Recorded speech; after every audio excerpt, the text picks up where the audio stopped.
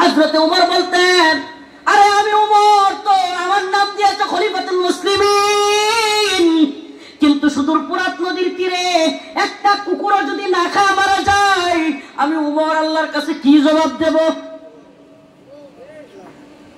সুবহানাল্লাহ।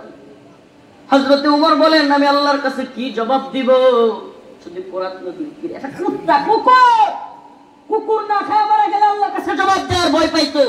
আর এরা এসি রুমে থাকে, বাড়ি গাড়ি নারীর অভাব নেই, সুখে শান্তিতে থাকে। এই দূরের মানুষ খাইলো কি খাইলো না তো বাদী, মা খাইছে কি খায় না এই খবর পর্যন্ত এরা নেই। তো এদেরকে সমাজের নেতা বানায়া, যারা কান্নাকাটি করে নেতা হওয়ার জন্য, হওয়ার জন্য, এদেরকে নেতা বানায়া আপনি মনে করছেন আপনি দিন প্রতিষ্ঠা করে ফেলবেন, আপনি মনে করতেছেন সমাজ সুন্দর হয়ে যাবে।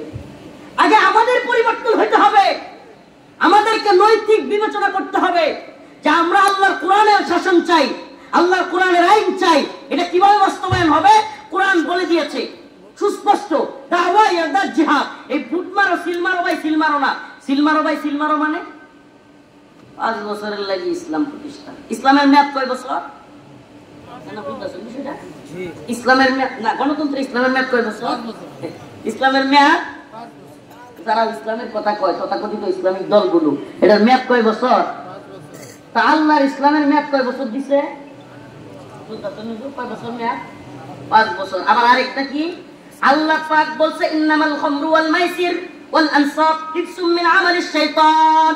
মদ জুয়া এগুলো হলো শয়তানের কাজ, এগুলো মুমিনের কাজ না, এগুলো মুমিনের জন্য হারাম।